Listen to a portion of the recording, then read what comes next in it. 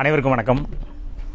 Video தொடக்கத்திலே என்னடா சட்ட பாக்கெட்லேருந்து இந்த காசை எடுக்கிறேன் அப்படின்னு நினைக்காதீங்க. இந்த பணத்துக்காக தானே நாம் வேலைக்கு போகிறோம், சம்பாதிக்கிறோம், கஷ்டப்பட்டு சம்பாதிக்கிறோம். இந்த பணத்தை நாம் அனுபவிக்கிறது மட்டும் இல்லாமல் நம்ம சந்ததிகளுக்கும் சேர்த்து வைக்கணும் அப்படின்னு நாம் முயற்சி பண்ணுறோம். அதுக்காக தான் நம்ம எல்லாருமே தொடர் ஓட்டங்கள். காலையில் எந்திரிக்கிறோம், வேலைக்கு போகிறோம், சம்பாதிக்கிறோம்.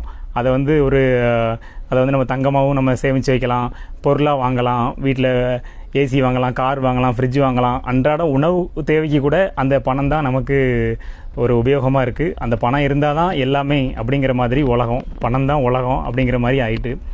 அப்படி நாம் சம்பாதிக்கிற பணத்தை ஒரு பாதுகாப்பான முதலீடாக நாம் பார்க்குறது மிகப்பெரிய முன்னணி வங்கிகளில், தேசியமயமாக்கப்பட்ட வங்கிகளில் எஸ்பியில் நம்ம போட்டு வைக்கலாம், அல்லது எஃப்டி ஃபிக்ஸட் டெபாசிட்டில் போட்டு வைக்கலாம், அல்லது தொடர் வைப்பு நிதின்னு சொல்லக்கூடிய ஆர்டி ரெக்கரிங் டெபாசிட், அதில் நாம் பணத்தை முதலீடு பண்ணி வைக்கலாம். அதுக்கு ஒரு கணிசமான வட்டி கிடைக்கும். நாம் போட்ட பணத்துக்கு எந்த பாதகமுமே வராது.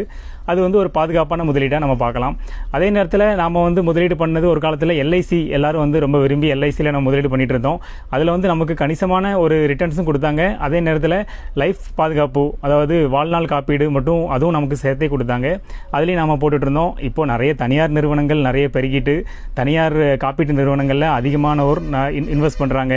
நிறைய பேர் அதில் பயனும் அடைஞ்சிட்டு இருக்காங்க. இது ஒரு பக்கம் இருந்தாலும் தங்கம் தான் இன்றைக்கி மார்க்கெட்டில் ஹைலி ரிட்டர்ன்ஸ் கொடுக்குற ஒரு பொருளாக மாறிட்டே இருக்குது. நம்ம இன்றைக்கி ஒரு 8 கிராம் தங்கம், ஒரு பவுன் வாங்கி வைக்கோம்னா 5 வருஷம் கழிச்சு அது எப்படி பார்த்தாலும் ஒரு டபுள் ஆகிடும் அப்படின்னு ஒரு உத்தரவாதமான ரிட்டர்ன்ஸை நமக்கு தங்கம் தந்துட்டுருக்கு. அதனால் மக்கள் தங்கத்து மேலே அதிகமான மோகமே வச்சுருக்காங்க அப்படின்னு சொல்லலாம்.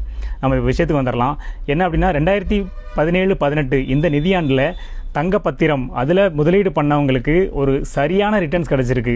அதில் முதலீடு பண்ணவங்களுக்கு கிட்டத்தட்ட ஒரு 329% அவங்களுக்கு லாபம் கிடச்சிருக்கு அப்படின்னு சொல்கிறாங்க. அதாவது அந்த காலகட்டத்தில் 1 லட்ச ரூபா அந்த தங்கப்பத்திரத்தில் அவங்க இன்வெஸ்ட் பண்ணியிருந்தாங்க அப்படின்னா, அவங்க இப்போ வாங்குகிற அமௌண்ட் என்னவாக இருக்கும் அப்படின்னா, கிட்டத்தட்ட ஒரு 4,19,000 ரூபா அவங்க ரிட்டர்ன்ஸாக எடுத்திருக்காங்க அப்படின்னு ஒரு செய்தியை நம்மளால் படிக்க முடிஞ்சுது.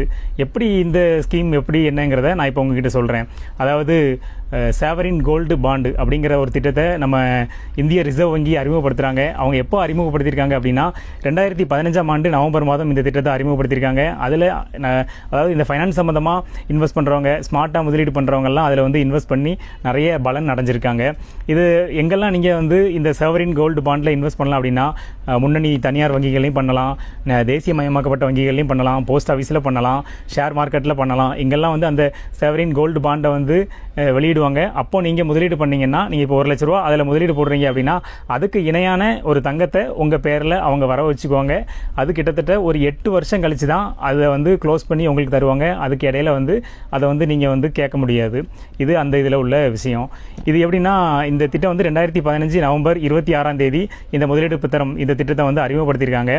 இது 2015 அறிமுகப்படுத்தினோன்னே 2023 அது மெச்சூர் ஆகும்ல, அது முடியும் போது கிட்டத்தட்ட ஒரு 128% அந்த அப்போ இன்வெஸ்ட் பண்ணவங்க லாபம் அடைஞ்சிருக்காங்க. 2015 2023 ஒரு 108% மக்கள் பயனடைஞ்சிருக்காங்க. அதுக்கப்புறம் 2017-18 இதே ரிசர்வ் வங்கி திரும்பியும் தங்க முதலீட்டு பத்திரத்தை வெளியிடுறாங்க. அப்போ இன்வெஸ்ட் பண்ணவங்களோட அந்த மெச்சூரிட்டி டேட் 27-11-2025, கடந்த ஒரு 4 நாளுக்கு கிட்டத்தட்ட ஒரு வாரத்துக்கு முன்னாடி இது மெச்சூர் ஆகுது. அப்போ 1 லட்ச ரூபா போட்டவங்க இப்போ 4,19,000 4,29,000 வரைக்கும் அவங்க பணப்பலனை அனுபவிச்சிருக்காங்க அப்படின்னு ஒரு செய்தியை நம்மளால் படிக்க முடிஞ்சுது. இதை நம்ம ஒரு எஃப்டியில் கொண்டு போட்டிருந்தா நமக்கு அந்த 1 லட்ச ரூபா இன்றைக்கி எவ்வளோவா கிடச்சிருக்கும். அதை ஒரு ஆர்டியில் கொண்டு போட்டிருந்தா அந்த 1 லட்ச ரூபா இன்றைக்கி நமக்கு எவ்வளோவா கிடச்சிருக்கும். அதே ஷேர் மார்க்கெட்லேயே போட்டிருந்தாலும் அதோட ரிஸ்க் என்ன. பட் இது ரிஸ்க் இல்லை. நமக்கு நம்ம பணத்துக்கு எந்தவித ஒரு ரிஸ்க்குமே இல்லை. தங்கம் டெய்லி ஏறு முகத்தில் தான் இருக்குது. அதனால் இந்த சாவரின் கோல்டு பாண்டு, அதாவது SGB, இந்த இதில் நீங்கள் திட்டத்தில் நீங்கள் சேர்ந்தீங்கன்னா உங்களுக்கு எந்தவித ரிஸ்க்குமே இல்லை. அதே நேரத்தில் உங்கள் பணம் டபுளாக இல்லை, ட்ரிபிளாகவே நல்லாவே ஒரு க்ரோத்தில் தான் இருக்குது அப்படின்னு இந்த செய்தி மூலமாக நம்ம தெரிஞ்சுக்க முடியுது. இந்த கடைசியாக இந்த சாவரின் கோல்டு பாண்டு திட்டத்தை ரிசர்வ் வங்கி எப்போ சொல்லியிருக்காங்க அப்படின்னா, 2023-24 நிதியாண்டில் சொல்லியிருக்காங்க. இப்போ இந்த 2025-26 ஆண்டுகளுக்கான நிதியாண்டில் இந்த சாவரின் கோல்டு பாண்டு திட்டம் அறிவிக்கப்படலை. ஸோ இனிமேல் அடுத்து இந்த சாவரின் கோல்டு பாண்டு திட்டம் அறிவிக்கப்பட்டால் நீங்களும் முதலீடு பண்ண தயாராக இருந்துக்கோங்க.